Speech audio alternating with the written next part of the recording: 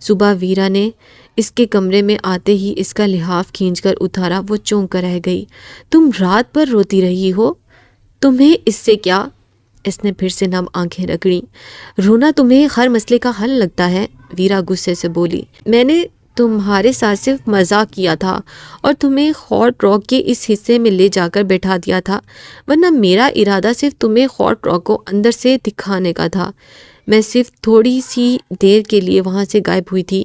وہاں بہت سے ہمارے یونیورسٹی فیلوز تھے، ایسے کوئی گھبرانے کی بات تو نہیں تھی۔ میں واپس آئی تو تم وہاں نہیں تھی۔ میں تمہیں فون کر رہی تھی۔ معلوم ہے مجھے۔ میں ہنس رہی تھی کہ تم اتنی جلدی گھبرا گئی ہو کہ میں گھبرا نہیں گئی تھی، میں بے حد خوف زدہ ہو چکی تھی کیونکہ میں کیفے کے اسٹور میں بند تھی۔ کیا کہا تم نے؟ ویرا کو لگا وہ مذاق کر رہی ہے۔ میں کہیں نیچے کیفے کے اسٹور میں بند تھی۔ اس بار ٹینڈر نے مجھے لاک کیا تھا۔ کال نے؟ ویرا پوری طرح چونکی۔ اوہ، تم نے اسے کچھ کہا تھا کیا؟ وہ ایسے ہی بھڑک اٹھتا ہے۔ تم جانتی ہو اسے؟ امرا ویرا سے زیادہ چونکی۔ یونی میں کافی جانا جاتا ہے اسے۔ اس بارے میں ہم بعد میں بات کریں گے۔ میں نے تمہارے ساتھ مذاق کیا، اس کے لیے معذرت چاہتی ہوں، لیکن امرا تم وہاں 10 منٹ بھی بیٹھی کیوں نہیں رہ سکی؟ تم اتنی خواص باختہ کیوں ہو جاتی ہو؟ کیونکہ میں تم سب جیسی نڈر نہیں ہوں، روندے گلے کے ساتھ وہ چلائی۔ تو ہو جاؤ، ہم جیسی ہو جاؤ۔ تم اتنی بڑی ہو چکی ہو تو اب بڑی بن کیوں نہیں جاتی؟ تمہیں کیسے اسٹور میں لاک کر دیا گیا؟ اتنا میوزک تھا اور وہ سب لوگ، اگر کوئی مجھے وہاں دیکھ لیتا۔ کال نے مجھے دھوکے سے اسٹور میں بند کر دیا۔ تیز میوزک نے تمہارے کانوں کے پردے ہلا ڈالے ہوں گے، تمہاری عقل کے نہیں۔ تم تحمل کا مظاہرہ بھی کر سکتی تھی۔ میں نے آلیان کو تھپڑ مارا۔ اصل بات تو اب اس نے کی تھی۔ ویرا نے آبرو اچکا کر اسے دیکھا جو بیڈ پر لحاف کے ڈھیر میں دبی بیٹھی تھی۔ آلیان کہاں سے آ گیا یہاں؟ میں نے اسے فون کیا مدد کے لیے اور فون کال نے اٹھا لیا۔ میں سمجھی دونوں نے مل کر میرے ساتھ یہ کیا ہے۔ کتنی ذہین ہو تم امرا۔ پہلے تم اتنی خواص باختہ ہو گئی کہ اسٹور میں لاک ہو گئی، پھر ایک دم سے تمہارا ذہن اتنا کام کرنے لگا کہ تم نے ساری کہانی سمجھ لی۔ کس نے کیا کیا ہے؟ بیوقوف کی عقل ہمیشہ نقصان کے بعد حرکت میں آتی ہے، ہر بار۔ اب تم آلیان سے سوری کر لینا۔ مجھے تو آج شاپنگ کے لیے جانا ہے، پھر مجھے اپنے ٹور کے لیے کچھ تیاریاں کرنی ہیں۔ کہو تو تمہیں یونی چھوڑ دوں؟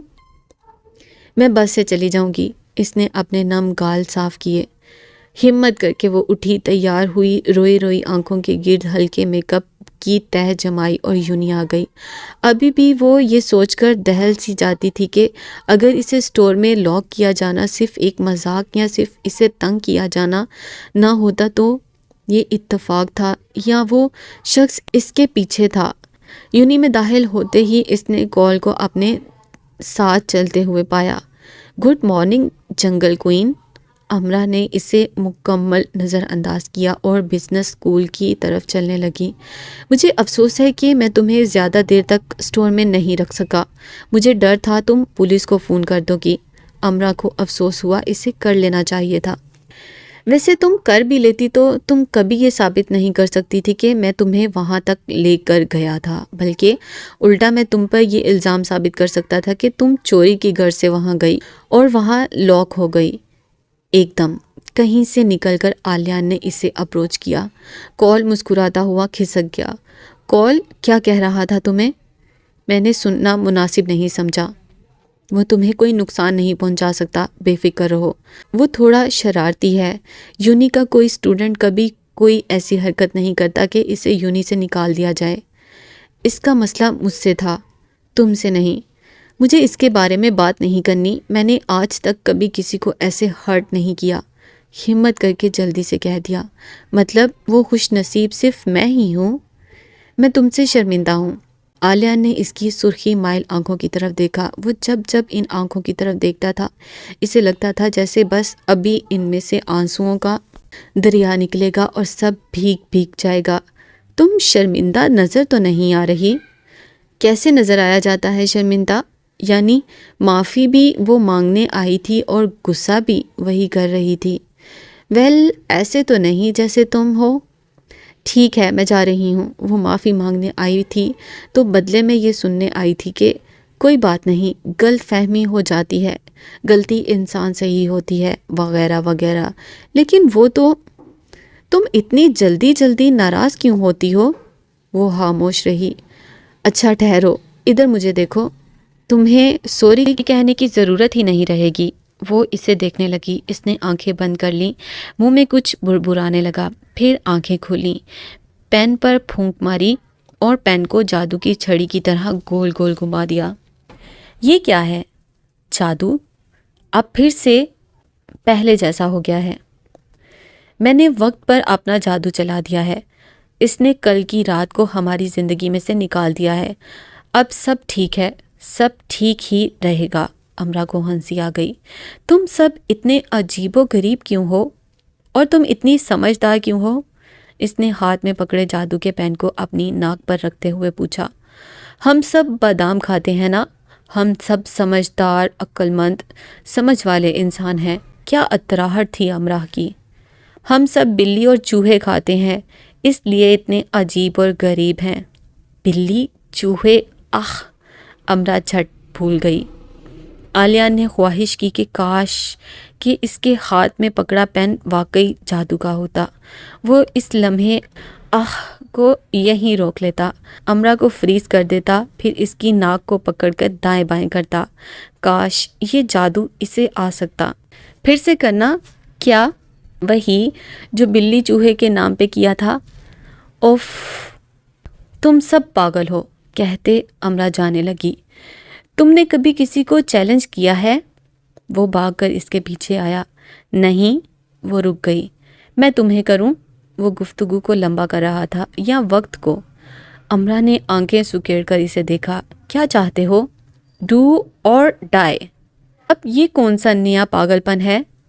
ہم سب دوست کرتے ہیں، سارا مانچسٹر کرتا ہے۔ سب کریک ہو کیا؟ کریک؟ ویسے تم چاہو تو میں تمہیں کوئی آسان سا ٹاسک دے سکتا ہوں۔ سوئمنگ، رننگ، سائیکلنگ، کچھ بھی، اور شطرنج بھی۔ امرا خاموشی سے اس کی طرف دیکھتی رہی۔ ویسے تم ہمیشہ ایسی باتیں کرتے ہو۔ اچھی ہے میری باتیں۔ ویسے تم ڈر رہی ہو، ہے نا؟ تم بیوقوف ہو۔ امرا استزائیہ ہنسی۔ تم خوف زدہ ہو۔ وہ بھی استزائیہ ہی ہنسا۔ پہلے اپنا علاج کرواؤ۔ ڈر کا کوئی علاج نہیں۔ میں اوٹ پٹانگ حرکتیں نہیں کرتی۔ ایسے لوگ خوف کو کئی نام دے سکتے ہیں۔ تم بہت زیادہ سنکی ہو۔ وہ چلنے لگی۔ مطلب جاؤ۔ وہ دوسروں کو الزام دیتے ہیں۔ وہ اس کے ساتھ چلنے لگا۔ مطلب نہیں۔ او خدایا، تم لوگ، تمہاری تیز مرچ جیسی زبان، انہیں جلدی غصہ آ جاتا ہے۔ خدا کے لیے بس کرو۔ وہ واسطے دینے پر آ جاتے ہیں۔ کیا چیلنج ہے تمہارا؟ پکا؟ وہ جلدی پھیل جاتے ہیں۔ امرا کا کہکا بلند بانگ تھا۔ آلیان کا جادو کا پین آخر کام کیوں نہیں کرتا؟ یہ سوئمنگ، سائیکلنگ وغیرہ مجھے نہیں آتی۔ تم کچھ اور کہو، یعنی آسان سا۔ اب وہ اسے چڑھا رہا تھا۔ جو مجھے آتا ہو اور میں کر سکوں۔ یہاں قریب ہی ڈاگ باؤل ہے، مجھے نہیں کرنا کچھ ڈاگز وغیرہ کے ساتھ۔ وہاں ڈاگز نہیں ہیں، ایک گیند ہے، بوتل ہے، تمہیں گیند سے بوتلوں کو گرانا ہوگا۔ تم 3 بار پریکٹس کر سکتی ہو۔ ویسے میں نے لائف میں اتنا آسان چیلنج کسی کو نہیں دیا۔ تم مشرق سے ہو تو؟ امرا سوچنے لگی۔ ٹھیک ہے، میں تیار ہوں۔ مشرق والے سب کر سکتے ہیں۔ روسی ٹائیگر کو ساتھ لاؤ گی؟ بالکل، ضرور۔ ٹھہرو ذرا، پہلے یہ بتاؤ وہ کن دنوں میں بیمار ہوتی ہے؟ سیزن کیا ہے اس کے لاچار ہونے کے؟ وہ ہمیشہ چاقو چوبند رہتی ہے۔ اسے ضروری کام کب کب ہوتے ہیں؟ میرے لیے وہ ہمیشہ فارغ ہوتی ہے۔ تم دونوں میں کیٹ فائٹ کب کب ہوتی ہے؟ ہم میں بہت اچھی ذہنی آہنگی ہے، وہ ایک اچھی لڑکی ہے۔ وہ کب تک بری بن جائے گی؟ اوفو! اچھا، آ جانا دونوں۔ لیکن ویرا اس کے ساتھ نہیں آ سکی۔ اسے نیوز پیپر کے آفس جانا تھا، لیکن اس نے امرا کو بڑی دیر لگا کر یہ سمجھا دیا تھا کہ گیند کو کس طرح سے ہاتھ میں پکڑنا ہے اور کیسے تکنیک سے پھینکنا ہے۔ ڈاگ باؤل میں یونیورسٹی اسٹوڈنٹس کا کافی رش تھا۔ امرا نے اپنی پریکٹس شروع کی۔ اس نے کبھی یہ کھیل نہیں کھیلا تھا۔ گیند اسے ضرورت سے زیادہ وزنی لگی۔ ویرا ٹھیک کہتی ہے، ایک انسان میں اتنی طاقت ہونی چاہیے کہ وہ ایک عام وزن کے انسان کو اٹھا کر پھینک سکے، اور اس سے گیند نہیں اٹھائی جا رہی تھی۔ پاکستان میں انہیں ایک صوفہ یا ایسی ہی کوئی عام سی چیز ادھر سے ادھر کرنی پڑ جاتی تو 2 سے 3 لوگ مل کر یہ سب کرتے، اور پھر ایسے ہانپنے لگتے جیسے کسی ہاتھی کو گھسیٹتے رہے ہوں۔ پہلی کوشش میں اس کی گیند ایک بھی بوتل نہیں گرا سکی۔ بوتلوں سے دور لین کے درمیان میں ہی کنارے پر جا کر رک گئی۔ دوسری کوشش میں اس نے کامیابی سے 2 بوتلیں گرا لیں، اور تیسری میں پھر سے ایک بھی نہیں۔ یہ تمہاری آخری کوشش ہے، آلیان نے ہنسی کو چھپا کر کہا۔ امرا نے اس کی ہنسی دیکھ لی تھی اور وہ چڑ گئی۔ اس بار اس نے گیند کو ایسے پکڑا جیسے میدان جنگ میں سپہ سالار بازی مات یا ہاتھ کے تحت تلوار کو بلند کرتا ہے اور پوری قوت سے وار کرتا ہے۔ امرا نے مکمل توجہ سے اپنی پوری قوت سے گیند کو پھینکا، اور پھر وہ ایسے چلائی کہ آس پاس موجود بہت سارے لوگ اس کی طرف دیکھنے لگے۔ بھلے سے دیکھتے رہے، وہ چلاتی رہی۔ ساری بوتلیں چت ہو چکی تھیں۔ مشرق کی لڑکی امرا جیت چکی تھی۔ تم نے تو کہا تھا تم نے یہ کھیل پہلے کبھی نہیں کھیلا؟ بے شک یہ پہلی بار ہے۔ تم نے کسی پروفیشنل کی طرح گیند پھینکی۔ پہلے تم مجھے دکھانے کے لیے گیند کو ایویں لڑکھڑا رہی تھی نا۔ قسمت ساتھ ہو تو کوئی بازی مات نہیں ہوتی۔ اس نے ایسے کہا جیسے فیفا ورلڈ کپ کی ٹرافی جیت لی ہو۔ تم جھوٹ بول رہی ہو۔ بری آنکھوں کی بومیں تن گئیں۔ پھر سب جھوٹ لگنے لگتا ہے۔ کالی آنکھیں جگمگ کرنے لگیں۔ تو ایک بار پھر کرو۔ پھر ہارنے والے بہانے بناتے ہیں، تم نے ضرور چیٹنگ کی ہے۔ پھر وہ فاؤل فاؤل چلاتے ہیں۔ میں ونر ہوں، مجھے جیت جانے والا کہا جاتا ہے۔ تم نے میرا نقصان کر دیا۔ مجھے یقین تھا تم ہار جاؤ گی، پھر میں تمہیں سزا دیتا۔ کتنا رحم دہ انسان تھا وہ، اسے سزا دینے کے چکر میں تھا۔ کیسی سزا؟ میں تمہیں باتیں سناتا۔ باتیں؟ یہ کیسی سزا ہے؟ یہ سزا سننے والے کے لیے ہوتی ہے، بولنے والے کے لیے نہیں۔ تمہیں سب سننا پڑتا ہے۔ وہ رومن اکھاڑے کے قصے ہوتے یا اسکول کے دنوں کی سزائیں، ونڈو شاپنگ کی فضول تفصیلات ہوتی یا سب ویز میں ملنے والے سپیوں کی عجیب و غریب حرکتیں۔ بولنے والے کا جب تک جی چاہے گا وہ بولے گا، سارا دن، ساری رات، اگلا دن، اگلی رات۔ سننے والے کو سننا ہوگا۔ بولنے والے پہ کم ہی قسمت مہربان ہوتی ہے تاکہ اسے ایسا سننے والا کوئی ملے۔ اتنی دیر تک بولنے رہنے والا پاگل ہی ہوگا۔ مجھے ہونا تھا نا پاگل۔ اس شاید واقعہ میں بڑا نقصان ہو چکا تھا۔ اس سب کو چھوڑو، یعنی اب مجھے تمہیں چیلنج دینا ہوگا، کوئی سزا ہے نا؟ ہاں ایسا کرو، مجھے کہہ دو، میں ابھی یہاں گھٹنوں کے بل جھک جاؤں۔ اتنی معمولی سزا میں کیوں کہوں گی تم سے؟ یہ معمولی نہیں ہے، ہرگز نہیں، ایسے نہ کہو۔ وہ اس قیمتی پتھر کی طرح کرلایا جس کی جوہری نے بہت کم قیمت لگا دی ہو۔ امرا گہری سوچ میں چلی گئی۔ تم 1 ہفتے تک اپنی کلاسز اٹینڈ نہیں کرو گے؟ تم چاہتی ہو میں آج رات ہی خودکشی کر لوں؟ تو تم مرنا چاہتے ہو؟ میں مر جاؤں گا، اپنی کلاسز نہیں چھوڑوں گا۔ کچھ اور کہو۔ وہ دونوں ڈاگ باؤل سے باہر آ چکے تھے اور سڑک کے کنارے چل رہے تھے۔ تم سیمسٹر ایگزامز نہیں دو گے؟ یعنی تم ہر صورت یہی چاہتی ہو کہ میں خودکشی کر لوں؟ میں نے تمہارا چیلنج پورا کیا، تمہیں بھی کرنا چاہیے۔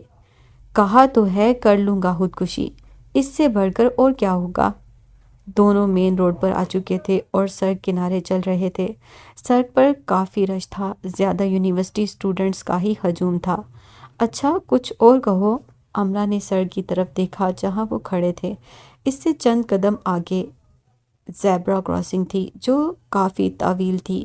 وہ دونوں بھی اشارہ بند ہونے کا انتظار کر رہے تھے۔ تمہیں بہت شوق ہے نا بندر کی طرح چھلانگیں لگانے کا؟ تو تمہیں اس کراسنگ کو ہاتھوں کے بل کلا بازی لگا کر کراس کرنا ہے۔ پہلی فرصت میں اپنے دماغ کا علاج کرواؤ امرا۔ کہہ کون رہا تھا جس کا اپنا علاج ہونے والا تھا؟ اب تم ڈر کر پیچھے کیوں ہٹ رہے ہو؟ پاکستان میں میری ایک دوست نے بھی ایک بار ایسا ہی کیا تھا۔ میں نے 201 گول گپے کھائے اور میں جیت گئی۔ بدلے میں میں نے اسے بس اتنا کہا کہ اس سے صرف 5 منٹ تک اپنے ڈیڈ کی کار چلانی ہے۔ اس میں کیا مشکل تھا؟ یہ تو بہت آسان ہے۔ تم نے اسے آسان ٹاسک دیا۔ وہ کار چلانا نہیں جانتی تھی۔ واو، کس ماڈل کی کار تھی؟ یہ تم لڑکے کار کے نام پر ماڈل پوچھنے کیوں بیٹھ جاتے ہو؟ وہ ایک کار تھی، کار، بس ایک۔ یہ تم لڑکیاں گاڑیوں کے ماڈلز پہ دھیان کیوں نہیں دیتی؟ اینی ویز، پھر وہ صرف 4 منٹ کار چلا سکی۔ اگلے 4 مہینے کار ورک شاپ میں رہی اور اس پر پورے 50,000 لگے اور بس عالیہ نے ایسے پوچھا جیسے کہہ رہا ہو اتنے سب پر بھی ایسے بس کہہ رہی ہو؟ ہاں، اور میرا داخلہ ان کے گھر بند، بس تمہارا داخلہ بند۔ اس نے گردن کو ہلکا سا خم دے کر ہنسی کو ہونٹوں کے پیچھے روک کر پوچھا۔ اگر اسے بے تحاشا ہنسی آ رہی تھی تو اسے کھل کر ہنس لینا چاہیے تھا۔ اپنی ہنسی کو قابو میں رکھنے میں اس نے امرا سے اپنا رخ پھیر لیا۔ اب وہ اس کوشش میں تھا کہ وہ اتنی بری طرح سے نہ ہنسے کہ امرا برا مان جائے، لیکن ساری کوشش بیکار گئی۔ اس نے سر اٹھایا، مانچسٹر کے کھلے آسمان کو دیکھا جس کے نیچے وہ دونوں کھڑے تھے، اور خود کو بے قابو ہو جانے دیا۔ Keep calm and love Fridays, پرسکون رہے اور جمعے سے محبت کریں۔ اور یورپین جمعوں سے اتنا پیار کرتے ہیں کہ cafes, hotels, restaurants, coffee shops اور بہت سی دوسری جگہوں کے نام oh my god it's Friday, we love Fridays, یا ڈائی فار فرائیڈیز جیسے رکھتے، مائی اونلی لوز فرائیڈے جیسے بھی۔ Oh my god, now all these are Fridays. او میرے خدایا، اب سب دن جمعہ کے دن ہیں۔ کا موسم شروع تھا، وہ موسم کا سارا سال انتظار کیا جاتا تھا، وہ موسم جسے مسکراہٹوں کا، اطمینان کا، خوشیوں کا اور محبتوں کا موسم کہا جاتا ہے، تحائف کا، سیاحت کا اور گھنٹیوں کا بھی۔ دنیا بھر کے رنگ برنگے پرندوں سے آباد مانچسٹر خالی ہونے لگا۔ 12 دسمبر سے 13 جنوری تک کے لیے یونی بند تھی۔ ود ورک پارک، اسٹوڈنٹ کی رہائش ہاؤسز اور آس پاس کی دوسری اسٹوڈنٹ کی رہائش گاہیں خالی ہونے لگیں، اور برطانیہ کے اسٹیریوٹائپ موسم نے اپنے رنگ ڈھنگ دکھانے شروع کر دیے۔ دوسرے شہروں سے آئے اسٹوڈنٹس اپنے گھروں کو چلے گئے، دوسرے ملکوں سے آئے کچھ مانچسٹر میں جاب کی وجہ سے رہ گئے، کچھ اپنے دوستوں کے ساتھ ان کے گھروں کو چلے گئے اور کچھ دوسرے ملکوں کی سیاحت کی تیاری کرنے لگے۔ پکاولی اسٹریٹ سے یونیورسٹی کیمپس آنے والی مفت بس سروس مانند پڑنے لگی۔ امرا نے آکسفورڈ روڈ کو سنسان ہوتے دیکھا، جہاں ہر صبح اسٹوڈنٹس کا ہجوم تیزی سے حرکت کرتا نظر آیا کرتا تھا۔ امرا ایک دم سے سب کو مس کرنے لگی، جنہیں وہ جانتی تھی اور جنہیں قطعاً نہیں جانتی تھی، سب کو، اتنے ہزاروں اسٹوڈنٹس کے جمع گفیر کو۔ اسے نہیں معلوم تھا کہ وہ اس ماحول سے اتنی وابستہ ہو چکی ہے کہ اس ماحول کے بدل جانے سے ایسے اداس ہو جائے گی۔ آکسفورڈ روڈ کو ایسے خالی ہولی دیکھ کر اسے ہول پڑتے، وہ اتنی جذباتی ہے، اسے اب معلوم ہو رہا تھا۔ یونی بند ہوتے ہی اسٹوڈنٹس بازاروں کی طرف بھاگے، ڈھیروں ڈھیر خریداری کرتے۔ اس کے اسٹور میں سپر سیل کی تیاری تقریباً مکمل ہو چکی تھی۔ اب ایک پورا مہینہ وہ دن رات کام کر سکتی تھی۔ ان کی فی گھنٹہ اجرت بھی بڑھا دی گئی تھی۔ وہ اتنے دنوں میں زیادہ سے زیادہ دنوں کے لیے کافی زیادہ پونڈ کما سکتے تھے، اور امرا یہ پونڈز کمانا چاہتی تھی۔ شرلی دائم وغیرہ کا گروپ یورپ کے سیاحت کے لیے جا رہا تھا اور آلیان بھی۔ اسے حیرت تھی کہ وہ دوسرے ملکوں میں اتنی آسانی سے گھومنے پھرنے کے لیے کیسے جا سکتے ہیں۔ پاکستان میں تو لوگ ایسے دوسرے شہروں میں نہیں جاتے۔ دائم نے اسے بھی چلنے کو کہا تھا لیکن اس نے انکار کر دیا تھا۔ اسے 1 پاؤنڈ جمع کرنا تھا۔ تم غلط سمجھ رہی ہو، اتنے پیسے نہیں لگتے جتنے تم سمجھ رہی ہو۔ ہم ٹرین یا بس سے جائیں گے۔ ہم نے خاص ڈسکاؤنٹ پاس لیے ہیں جن سے ہمارے بہت کم پیسے خرچ ہوں گے۔ ہم کسی لگژری ہوٹل میں نہیں رہیں گے بلکہ سیلز میں رہیں گے یا بہت کم قیمت والے ہوٹلز میں۔ شرلی نے اسے منانا چاہا۔ میں پھر بھی نہیں جا سکتی، مجھے 1 پاؤنڈ بچانا ہے۔ ٹھیک ہے، تمہارا مقصد بھی معقول ہے۔ ہم پہلے سویڈن جائیں گے پھر فرانس۔ کہاں کوئی ایسے جوتے ہیں جو پیروں کو اتنا آرام دے کے لگے ہی نہ کہ ہم انہیں پہن کر 8-10 میل چلتے رہیں گے۔ جانے سے پہلے رات کو آلیان اس کے سٹور آیا۔ میں بل بناتی ہوں، جوتے نہیں۔ جوتوں کی دکان میں کام تو کرتی ہو نا؟ میں سیلز مین نہیں ہوں۔ تم سیلز مین کے پاس جاؤ۔ مجھے ایسا کیوں لگ رہا ہے کہ تم نے صبح سے اب تک کم از کم سے 10 کپ کڑوی کافی کے پیے ہیں۔ زیادہ بھی ہو سکتے ہیں۔ کافی کڑوی ہی ہوتی ہے۔ کلوزر پر رکھے کمپیوٹر کے ساتھ وہ ایسے مصروف تھی اور ایسے ظاہر کر رہی تھی جیسے اتنے بڑے سٹور کا کام اکیلی ہی کرتی ہے۔ کافی اس وقت کڑوی ہوتی جب وہ زبان کو بھی کڑوا کر دے۔ شاید تم سیاحت کر کے واپس آؤ تو ایسی کم عقلی کی باتیں کرنا چھوڑو۔ سنا ہے تمہاری سرزمینوں کا پانی پینے سے اور فضا میں سانس لینے سے بہت سی دماغی بیماریاں ٹھیک ہو جاتی ہیں۔ لگتا ہے تم پر کام کا بوجھ بہت ہے امرا۔ اس نے لہجے کو افسردہ بنایا۔ میں مضبوط اعصاب کی مالک ہوں۔ امرا نے لہجے کو مضبوط بنایا۔ لیکن تمہاری شکل تو کچھ اور کہہ رہی ہے۔ اگر تم کہو تو میں سویڈن چلا جاتا ہوں، فرانس نہیں۔ بلکہ اگر تم کہو تو میں جاتا ہی نہیں۔ میرا خیال ہے میرے جانے سے پہلے ہی تم مجھے بہت مس کرنے لگی ہو۔ مجھے یہ دیکھنے کا انتظار رہے گا کہ سویڈن اور فرانس کی ہواؤں نے تم پر سے پاگل پن کے اثرات کم کیے یا بڑھا دیے۔ تمہیں میرا انتظار نہیں رہے گا۔ اس نے چند قدم آگے بڑھ کر جوتوں کے ریک کی طرف دیکھتے ہوئے لاپرواہ ظاہر کرتے ہوئے پوچھا۔ امرا خاموشی سے اپنا کام کرتی رہی۔ لو، میں جا رہا ہوں، اس نے کہا، لیکن وہ جانے کے لیے اپنی جگہ سے ہلا نہیں۔ ملر، اس نے ایک سیلز مین کو متوجہ کیا، انہیں ایسے جوتے چاہیے جنہیں پہن کر یہ اڑ سکیں، پلیز ان کی مدد کریں۔ آلیان نے چونک کر امرا کی طرف دیکھا۔ وہ شرارت سے مسکرا رہی تھی۔ یہ جوتوں کی دکان ہے، بیک ٹومی فیوچر فلم کا سیٹ نہیں۔ یہاں کچھ اڑنے اڑانے والا نہیں ملتا۔ ملر پر کام کا کافی بوجھ لگتا تھا۔ تمہارے اس سیلز مین نے بھی کڑوی کافی پی لی ہے اور 10 کپ سے زیادہ پی ہے۔ منہ بسوڑتا آلیان چلا گیا۔ 5 منٹ بعد پھر وہ اس کے پاس آیا۔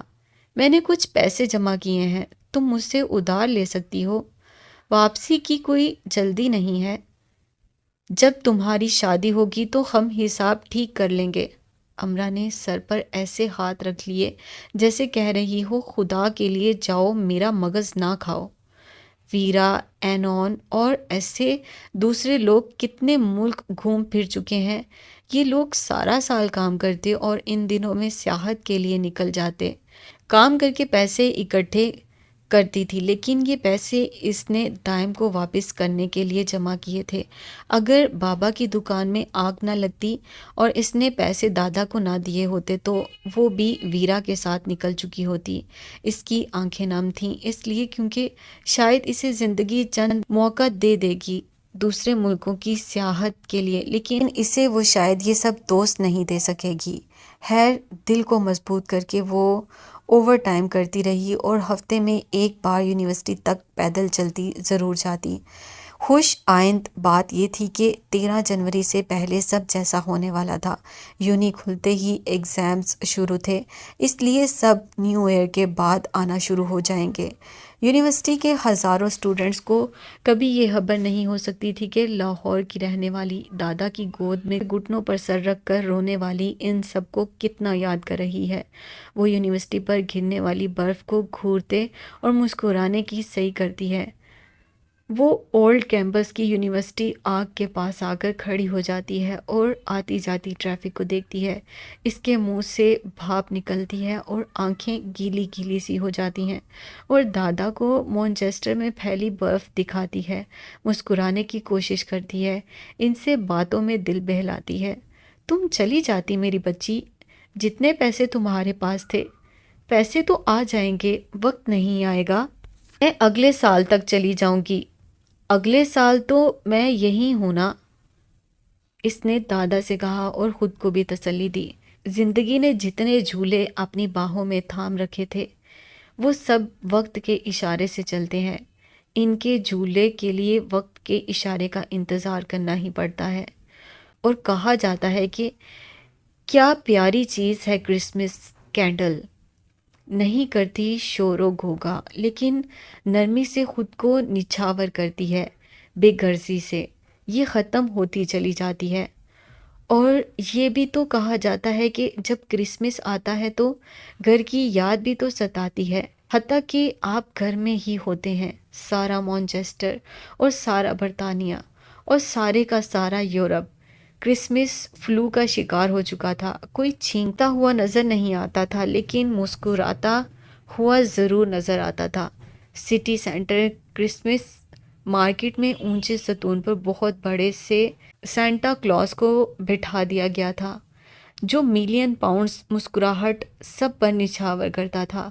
کرسمس کے بڑے میلوں میں شمار ہونے والا میلہ 200 سے زائد سٹالز کے ساتھ سٹال سٹی سینٹر میں سج چکا تھا، جہاں راتیں جگمگ کرتی تھیں اور دن کلکاریاں برتے تھے، جہاں رکھی سیل کی چیزیں گدگدی کرتی تھی کہ آخر مجھے اٹھا کر اپنے نرم گرم گھروں میں نہیں لے کر جاتے، زیادہ مہنگی تو نہیں ہے ہم۔ کام کی زیادتی نے اسے تھکا ڈالا تھا، بل بناتے بناتے اس کی انگلیاں ٹوٹنے جیسی ہو جاتی تھیں۔ برگر کو کافی کے ساتھ بمشکل اندر کرتی تھی، گھر جا کر چند گھنٹے سوتی اور پھر سے کام پر آ جاتی۔ دادا سے بات ناممکن ہو گئی تھی۔ کتنی کمزور ہو گئی ہو تم؟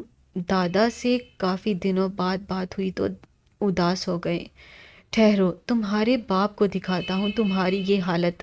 بتاؤ اسے، تم روز کتنے گھنٹے کام کرتی ہو؟ جتنے پیسے تم وہاں اتنی محنت سے کر کے کما رہی ہو، اس سے زیادہ پیسے یہ لوگ اپنی فضول خرچیوں میں اڑا دیتے ہیں۔ 2 کام والیاں آتی ہیں گھر، تمہاری ماں سے کہا ایک کو فارغ کرو، پیسے بچاؤ، لیکن نہیں سنا۔ ایک گھر کے کام ہی کتنے ہوتے ہیں امرا؟ جہاں تم رہتی ہو وہاں بھی تو لوگ کام والیوں کے بغیر رہتے ہی ہیں، اور دیکھو کتنے کامیاب ترقی یافتہ ہیں، ہم سے تو بحیثیت قوم آگے ہی ہیں۔ وہ خاموشی سے دادا کو سنتی رہی، کیا کہتی؟ اگلے دن بابا کا فون آ گیا، چھوڑ دو جاب، میں جیسے تیسے کر کے تمہیں پیسے بھیج دوں گا، اب حالات پہلے سے بہتر ہیں۔ نہیں بابا، مجھے عادت نہیں ہے، اس لیے تھک جاتی ہوں، جب عادت ہو جائے گی تو سب ٹھیک ہو جائے گا۔ تمہیں کوئی خاندان نہیں پالنا کہ تم ایک ایک روپے کے لیے ایسے پریشان ہو؟ مجھے خود کو پالنا ہے بابا، مجھے خود کو مضبوط کرنا ہے، میں اب تک مضبوط نہیں ہو سکی، تو اس میں میرا قصور ہے، آپ کا ہے، ہمارے نظام کا ہے۔ آپ پریشان نہ ہوں، میرے جیسی بہت سی لڑکیاں مجھ سے زیادہ سخت کام کر رہی ہیں، میری تو جاب ہی بہت آسان ہے۔ آپ حماد، علی اور دانیہ کی طرف توجہ دیں، میرا دل چاہتا ہے دوسروں کی طرح وہ بھی زندگی میں آگے بڑھیں، محنت کریں اور کامیاب ہوں۔ پاپا نے اس کے اکاؤنٹ میں تھوڑے پیسے ٹرانسفر کروا دیے، جنہیں اس نے ہاتھ بھی نہیں لگایا۔ زندگی میں ملنے والے اسی آرام و آسائش نے اسے ایسا بنا دیا تھا۔ ریڈی میڈ کھانا کھانے کو ملتا رہے تو خود کھانا پکانے کی زحمت کوئی بھی نہیں کرتا۔ ایک بار وہ ایرک کے ساتھ ڈریمسن گئی تھی۔ ان دنوں کی بنائی ڈاکومنٹری کو لے کر ان کی ایک نمائندے سے ملاقات طے تھی۔ ملاقات کے بعد جب نمائندہ چلا گیا اور بل آیا تو ایرک نے ویٹر سے کہا کہ وہ اس بل کو آفس میں بھجوا دے۔ بل کے نیچے ایرک نے سائن کر دیے تھے۔ کس کے آفس؟ ایرک ہنسنے لگا۔ میرے پاپا کے آفس۔ بل اتنی دور ان کے آفس جائے گا؟ تھوڑے سے پیسے ہیں، میں پے کر دیتی ہوں۔ میرے پاپا کا آفس یہیں اسی ریسٹورنٹ میں ہے۔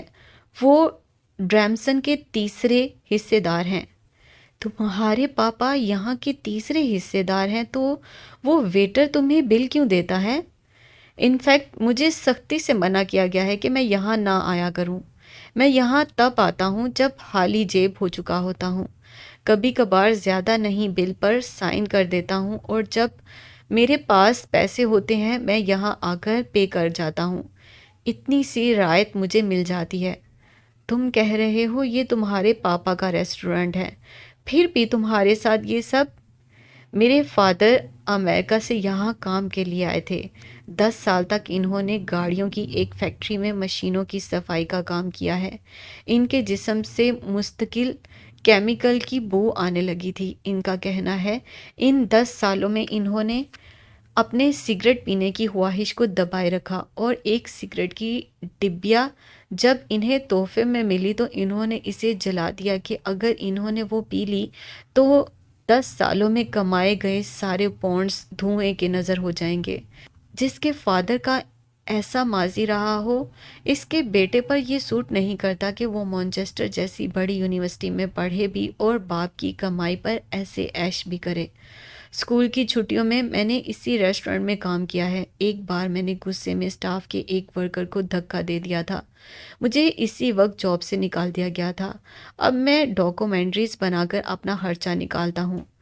آخر والدین اپنی اولاد کے لیے ہی کماتے ہیں۔ ہاں تو میں اتنا بڑا ہو گیا ہوں، بس بہت کھا لی ان کی۔ اگر سارے والدین صرف اولاد کا ہی سوچتے رہیں گے تو انسانیت کا کون سوچے گا؟ انسانیت کا؟ 1001 اور سوال امرا کے ذہن میں اس بات کو سن کر بننے لگے تھے۔ ہاں، اگر 2 لوگ ساری زندگی کما کما کر صرف اپنی اولاد کا ہی سوچتے رہیں گے تو کل انسانیت کے بارے میں کون سوچے گا؟ ہمیں اپنی زندگی کے دائرے اتنے محدود نہیں کرنے چاہیے کہ ہماری ساری زندگی کا حاصل صرف چند افراد کو ہی فائدہ دے۔ امرا ایرک کی اس جواب کو اچھی طرح سمجھ چکی تھی، اسی لیے اگلا سوال نہیں کر سکی۔ وہ لاجواب ہو چکی تھی۔ کرسمس سے ایک دن پہلے وہ سادنا کے ساتھ کرسمس مارکیٹ آئی اور دونوں نے لیڈی مہر کی بتائی ڈھیروں ڈھیر خریداری کی۔ انہوں نے اپنے سب بچوں کے لیے تحائف منگوائے تھے۔ نئے سال کے پہلے ہفتے میں مورگن کی شادی بھی تھی۔ کچھ اس سلسلے کی خریداری بھی کی۔ سادنا کو گھر چھوڑ کر وہ اپنی یونی آ گئی اور آ کر اولڈ کیمپس کے آگ کے نیچے کھڑی ہو گئی۔ موسم کے تیور صبح سے ہی بدل رہے تھے۔ تیز ہوا چل رہی تھی اور BBC نیوز نے برف باری کی خبر دی تھی۔ وہ محراب کی دیوار کے ساتھ ٹک کر کھڑی دھندلے آسمان کو دیکھ رہی تھی۔ دھند بڑھتی ہی جا رہی تھی اور کچھ دور آگے کی چیزیں نظر نہیں آ رہی تھیں۔ اسے یہ سب اچھا لگ رہا تھا۔ اسے برف باری کا انتظار تھا۔ اس کے پاس 1 گھنٹہ تھا، پھر اسے واپس اپنی جاب پہ جانا تھا۔ وہ اپنی یونی کے آگے برف باری کو ہوتے دیکھنا چاہتی تھی۔ ہوا اور تیز ہو گئی، دھند اور بڑھنے لگی۔ روئی کے گالے ماں کے پیار کی طرح نرمی سے زمین پر برسنے لگے۔ ہوا اور تیز ہو گئی۔ امرا نے اپنے سرخ دستانوں والے ہاتھوں کو پھیلا لیا۔ برف باری بلا شبہ وہ منظر ہے جو پہلی بار دیکھنے والوں کو مستانہ سا کر دیتا ہے۔ سفید پھول برف بنے امرا سے شرارتیں کرنے لگے۔ دونوں میں دوستی ہو رہی تھی۔ دور دھند میں اس نے دیکھا کوئی آ رہا ہے۔ وہ آلیان تھا۔ قریب آ گیا، پھر دور ہوتا چلا گیا۔ وہ آلیان نہیں تھا۔ برفیلے ریشوں کو سمیٹتے اپنے سرخ دستانوں پر اتارتے وہ جہاں کی تہاں کھڑی رہ گئی۔ اسے آلیان آتا اور جاتا کیوں نظر آیا تھا؟ گرم کوٹ کے اندر اس کے وجود نے سہم کر جھرجھری لی۔ دھند کو چھیڑتا پھر کوئی آ رہا تھا، آکسفورڈ روڈ کو بھاگ کر پار کرتا ہوا، یونی کی طرف بڑھتا ہوا۔ امرا محراب کی دیوار کے ساتھ سمٹ سی گئی، برف باری میں تیزی سے آ گئی تھی، اس کے سرخ دستانے نم ہو رہے تھے۔ برف کی پھوار کو دیکھتے اس کی آنکھیں نہیں تھک رہی تھیں۔ اور یہ کون اس کی طرف آ رہا تھا؟ اس کے ہاتھ میں نیلے پیلے سفید پھول تھے، پھول بہت زیادہ تھے، ان پر برف گر کر جم رہی تھی، وہ بار بار انہیں جھاڑ رہا تھا۔ اس نے گردن کو خم دے کر امرا کو دیکھا اور آبرو اچکا کر مسکرایا۔ تیز ہوا کا جھونکا آیا، اڑا کر لے گیا۔ امرا نے سہم کر آس پاس دیکھا، ٹریفک نہ ہونے کے برابر تھی، اکا دکا لوگ بیٹھے بس، اور امرا نے وہاں سے تیز تیز پیدل چلنا شروع کر دیا۔ اس کا دل خوف سے سہم رہا تھا، وہ اور تیز چلنے لگی اور پھر بھاگنے لگی، آکسفورڈ روڈ پر یونی کو اپنے پیچھے چھوڑتے۔ خوف اس کے وجود میں سرایت کر رہا تھا، آلیان اس کے دائیں بائیں آگے پیچھے ہر جگہ تھا، وہ سامنے سے اس کی طرف آ رہا تھا، وہ پیچھے سے اسے پکار رہا تھا۔ یہ سب کیا تھا؟ یہ سب ٹھیک نہیں تھا، اسے اپنے تعاقب میں آلیان نہیں چاہیے تھا۔ برف پر بھاگتے بھاگتے وہ پھسل کر گر گئی۔ یہ آلیان کون تھا جس نے اسے گرا دیا تھا؟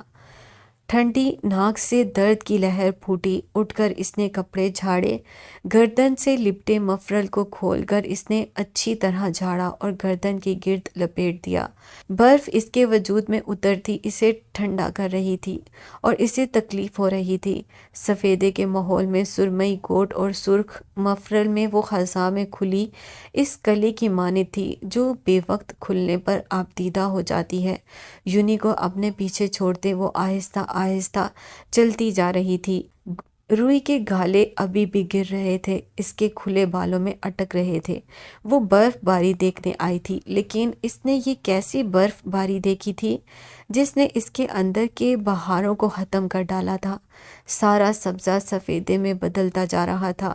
وہ خزاں کتنی بھی خوبصورت کیوں نہ ہو، وہ بہار کو نگل لے تو موت ہوتی ہے، اور مشر کی لڑکیوں کے لیے یہ موت جلد نازل ہوتی ہے۔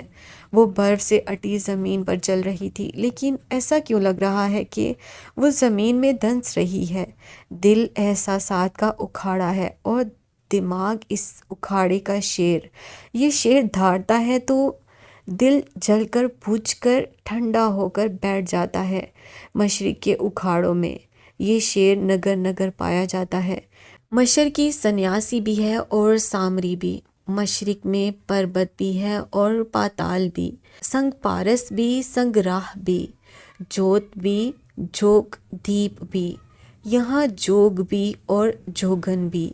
ایسی زرخیز دھرتی کے باسیوں پر موت کیوں نازل نہ ہوا کرے؟ کہا جاتا ہے کہ شادی ایک ایسا مقدس فریضہ ہے جس کی ادائیگی کے دوران آپ فرشتوں سے ابدی محبت کی دعاؤں کے تحائف وصول پاتے ہیں، اور یہ بھی کہا جاتا ہے کہ شادی خوش نصیب لوگ کرتے ہیں۔ کچھ یہ بھی کہ کائنات میں حقیقی خوشی کا لمحہ دو دلوں کے مقدس ملن کا لمحہ ہوتا ہے، اور جائز ہونے کی بڑی اہمیت ہے، اور اجازت نامے کا بلند رتبہ ہے، بلند، بہت بلند۔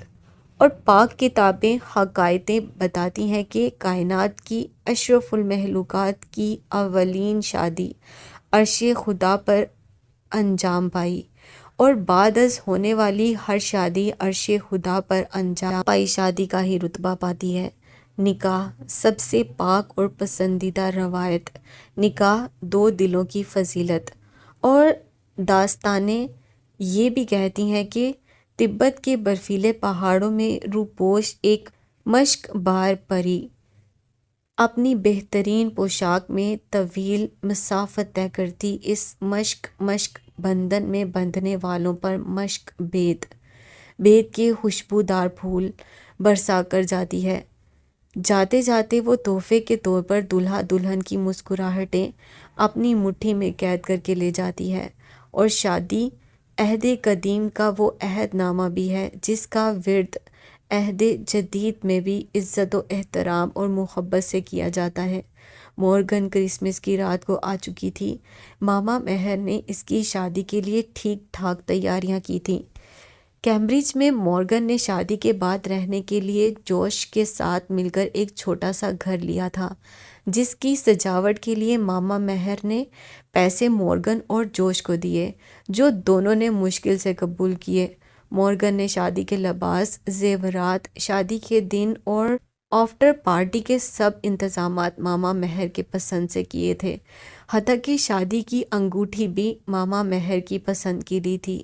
ماما مہر کے سامنے ان کی میں ختم ہو جاتی تھی اور ماما مہر بھی ان کی آنکھوں میں پڑھ لیتی تھی کہ ان کے بچے کیا چاہتے ہیں۔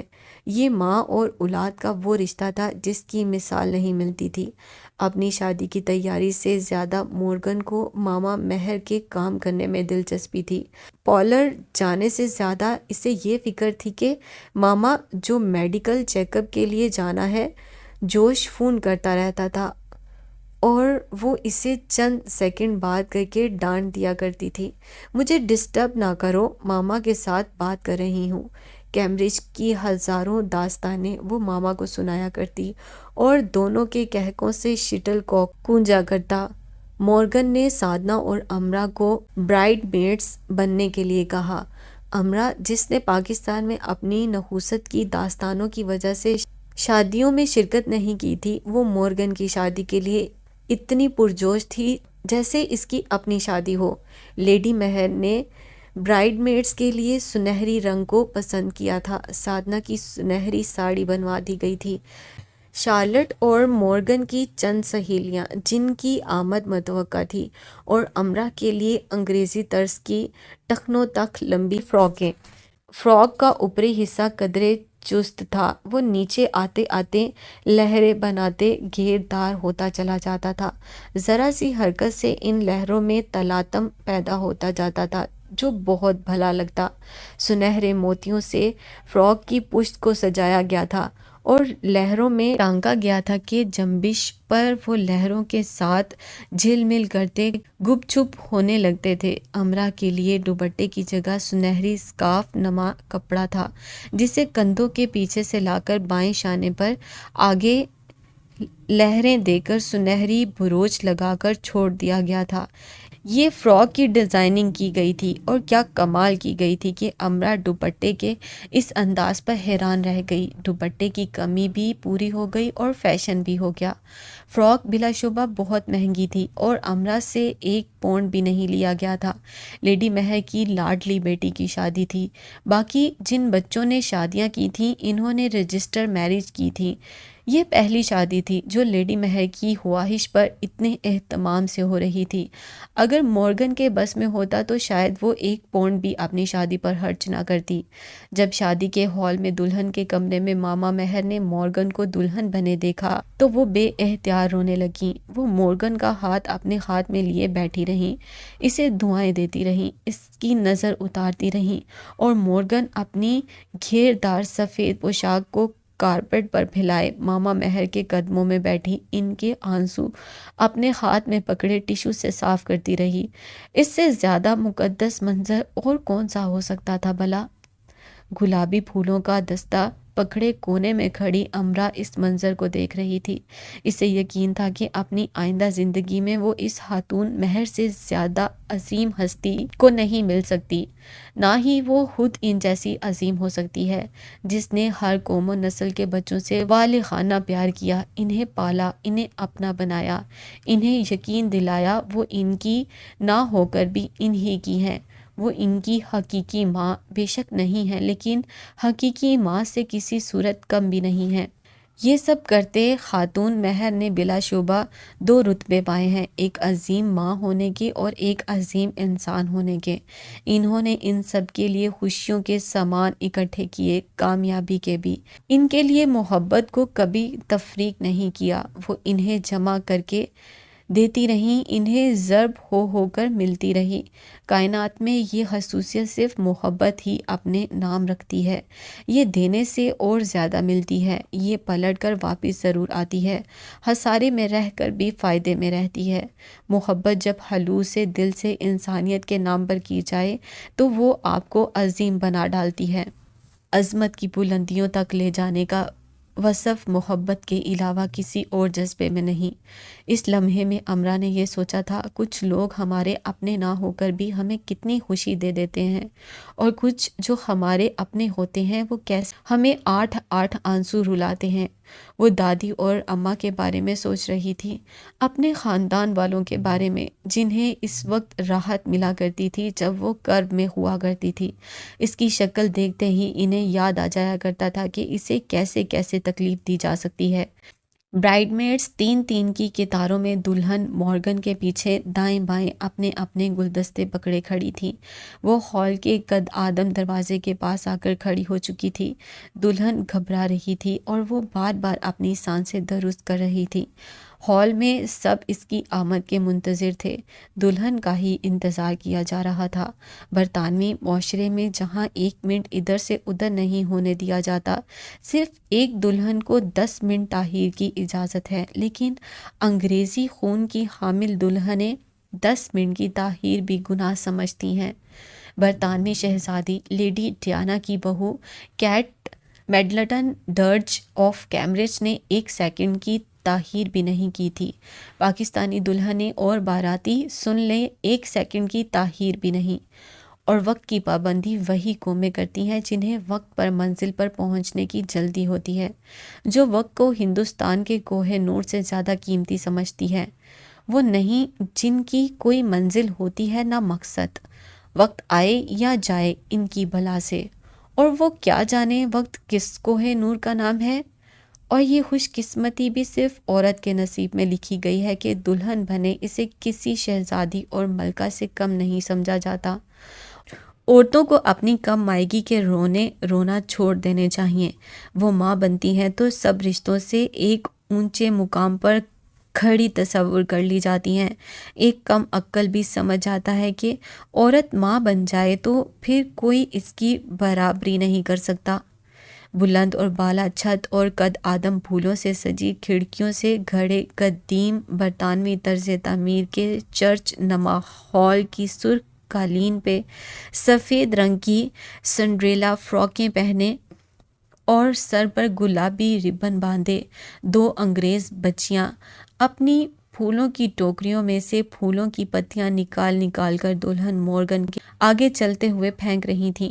دلہن نے ہال کے کھلے پھاٹک سے اندر قدم رکھا، سب کی گردنیں پیچھے اس کی طرف مڑی۔ ٹھیک اسی وقت ہال کے اندر پادری سے ذرا ہٹ کر بیٹھے 16 رکنی وائلن گروپ نے اپنے ساز سنبھالے اور نرمی سے انہیں چھیڑا۔ وہ اس دھن کو بجانے کی تیاری کرنے لگے جو فرشتوں کی دعاؤں کے ساتھ ہم آہنگ ہو سکے۔ ٹھیک اسی وقت، عین اسی وقت، کوئی تیزی سے بھاگتے ہوئے کالے سوٹ پر ہلکے نیلے رنگ کی ٹائی باندھے دلہن کے پیچھے 3 ادھر ادھر قطار کی صورت چلنے کی تیاری کرتی برائڈ میڈس کے پیچھے آیا۔ امراح دائیں طرف شارلٹ کے پیچھے آہر میں تھی۔ سنہرے پانیوں سے نکلی ایک امراح عربی شہزادے کے گھوڑے سے اترا ایک آلیان۔ وائلن کے دھیمے سر اسی وقت دلہا دلہن سے سجے ہال میں بکھرے۔ آلیان کی آمد کی ایسی خوشی، کیا انٹری تھی آلیان کی! وہ سر سنگیت ساتھ لایا تھا۔ آہٹ پر امرا نے گردن موڑ کر دیکھا۔ وہ جلدی جلدی اپنی ٹائی کو باندھنے کی کوشش کر رہا تھا۔ شاید اس نے زندگی میں پہلی بار سوٹ اور ٹائی پہنی تھی۔ ٹائی کو وہ ایسے باندھ رہا تھا جیسے گلے میں پھندے کو فٹ کر رہا ہو۔ اسے تو 1 ہفتہ بعد آنا تھا، 1 ہفتہ پہلے کیسے آ گیا تھا؟ امرا کے پیچھے چلتے وہ اپنی ٹائی کے ساتھ مصروف تھا۔ شاید اسے بھی خود کو ہر صورت دلہا کی طرح خوبصورت دکھانا تھا۔ اس کے بال سلیقے سے جمے تھے۔ کہا جاتا ہے کہ شادی کے دن کوئی مرد اور کوئی عورت دلہا دلہن سے زیادہ خوبصورت نہیں لگ سکتے، اور یہ میرا کہنا ہے کہ اگر کوئی لڑکا یا لڑکی دلہا دلہن سے زیادہ خوبصورت لگنے کی کوشش کرتے ہیں تو ان کے معاملے میں شدید گڑبڑ ہوتی ہے۔ اس کی شادی نہیں بھی ہوتی اور وہ اپنی شادی جیسا خوش ہوتا ہے۔ ہنسنے کی بات نہیں بھی ہوتی تو ہنس رہا ہوتا ہے۔ شدید گڑبڑ کا معاملہ ہوتا ہے۔ بلا شبہ مجھے بتایا جائے کہ دلہن کون ہے؟ کیا صرف سفید لباس والی؟ امرا کے عین پیچھے چلتے موتیوں سے گوندے بالوں سے ذرا پیچھے، ذرا قریب ہو کر سرگوشی میں پوچھا۔ امرا نے اس کی بات پہ توجہ نہ دی۔ وہ سفید پھولوں سے سجے ہال کو دیکھ رہی تھی اور بے حد اونچی چھت سے جھولتے کئی میٹر چوڑے اور لمبے فانوس جس کی روشنی میں سارے ہال کو نور بنا ڈالا تھا۔ وائلن تھے، نغمے تھے، آلیان اور امرا تھے، اور اس تقریب کو کیا چاہیے تھا؟ لیڈی مہر کے 10 بچے اپنے اپنے بچوں، بیویوں اور کچھ دوسرے دوستوں کے ساتھ موجود تھے۔ باقی جوش کے گھر والے اور دوست تھے۔ کافی زیادہ لوگ تھے۔ سب 2 اطراف نشستوں پر براجمان تھے۔ امرا کے پیچھے سے گھوم کر ماما مہر کے ہاتھ چوم کر آلیان جلدی سے جا کر دلہا کے پاس کھڑا ہو گیا۔ اس نے جوش سے ہاتھ ملایا، اپنا تعارف کروایا اور جوش کے گروم میٹس کے ساتھ جا کر کھڑا ہو گیا۔ دلہن، پادری اور دلہا کے سامنے آ کر کھڑی ہو گئی۔ سب کھڑے ہو گئے تعظیم میں۔ پھر شادی کی رسم شروع ہو گئی۔ اجازت نامہ دیا جانے لگا، اجازت نامہ دہرایا جانے لگا۔ برائیڈ میڈس دلہن سے پیچھے ہٹ کر قطار میں کھڑی ہو گئیں۔ وہ سب دلہا اور دلہن کو دیکھ رہی تھیں۔ امرا واجد آج بہت خوش تھی۔ یہ پہلی تقریب تھی جس میں وہ روئے بنا شریک تھی، ڈرے بنا۔ اسے کونے میں جنب کر بیٹھنے کی جلدی تھی نہ ضرورت۔ اس کے لیے وقت بدل چکا تھا۔ وہ پھولوں کو تھامے، گردن اٹھائے، مسکراہٹ سجائے خوبصورت لگ سکتی تھی، خوش ہو سکتی تھی۔ وہ خوبصورت لگ رہی تھی۔ خوش تو وہ بلا شبہ بہت تھی۔ مشک بار پری آ چکی تھی اور مشک بید برسا رہی تھی۔ شاید وہ تھوڑی سی اور مہربان ہو گئی ہو اور اس نے دلہن کی طرح خوبصورت لگنے والی امرا پر بھی کچھ مشک بید پر برسائے ہوں۔ اگر اس نے یہ کام نہیں کیا تھا تو یہ کام آلیان کر رہا تھا۔ اس کی بھوری آنکھیں سنہری ہوتی جا رہی تھیں۔ امرا اس سے ذرا فاصلے پہ کھڑی تھی۔ امرا کو نہیں معلوم تھا کہ وہ دلہا کے پیچھے کہیں کھڑا ہے، نہ ہی اس نے معلوم کرنا چاہا، اور آلیان کو یہ معلوم نہیں تھا کہ اس کے علاوہ بھی کوئی ہال میں موجود ہے۔ دلہا، دلہن، اچھا، اور دوسرے لوگ کیا واقعی یہ ہال میں موجود ہیں؟ ایسا ہوگا، میرا نہیں خیال۔ قدیم اور پرشکوہ چرچ نما کئی سو گلدستوں سے سجے وسیع ہال کے جگمگ کرتے فانوس کے عین نیچے بچھے سرخ قالین پر کھڑا گرانٹ پرنیا کے سر کی طرف جھک رہا تھا۔ اس بار وہ گلوسینیا کو اس کے نفاست سے گوندے سنہری موتی جڑے بالوں میں لگا رہا تھا۔ پھر اس نے پرنیا کے ہاتھوں کو تھام لیا اور دلہن کی طرف دیکھنے کا اشارہ کیا۔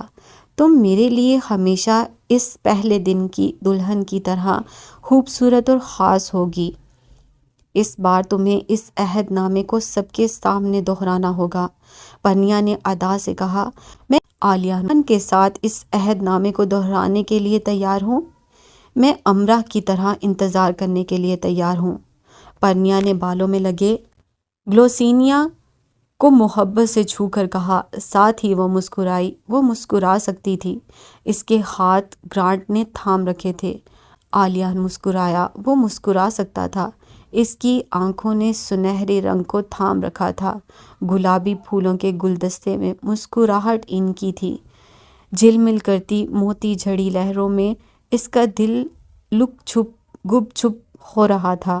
اس کی سمجھ میں نہیں آ رہا تھا کہ وہ کیا کرے، بھاگ کر جائے اور وائلن کو اپنی تھوڑی تلے لے کر دھنا دھن کر ڈالے، یا چھت کے ساتھ جھولتے فانوس کے ساتھ جھول جائے اور اعلان کرتا پھرے، یا کئی پھولوں کے گلدستوں کو اپنی باہوں میں بھر کر سنہری پوشاک کے قدموں تلے ڈھیر کر دے۔